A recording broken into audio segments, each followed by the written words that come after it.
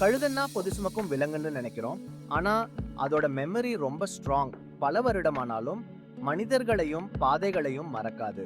வறண்ட நிலம், வெயில், தண்ணீர் பற்றாக்குறை, இப்படி கடினமான சூழ்நிலையில கூட வாழும்.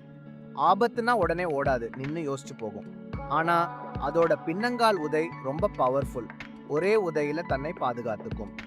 இளைஞர்கள் குட்டிச்சுவர் மேல உட்கார்ந்து பொழுத கழிச்சா கழுதை கெட்டா குட்டிச்சுவர்னு திட்டுவாங்க. அந்த மாதிரி திட்டுறதுக்கும் அதோட செயலுக்கும் எந்த சம்பந்தமும் இல்லை.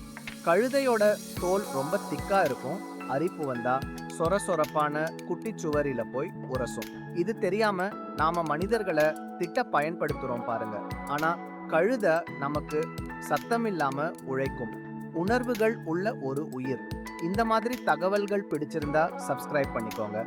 அடுத்த வீடியோவில் பாலைவன ராஜா ஒட்டகத்தை பத்தி ஆச்சரியமான தகவல்களை பார்க்கலாம்.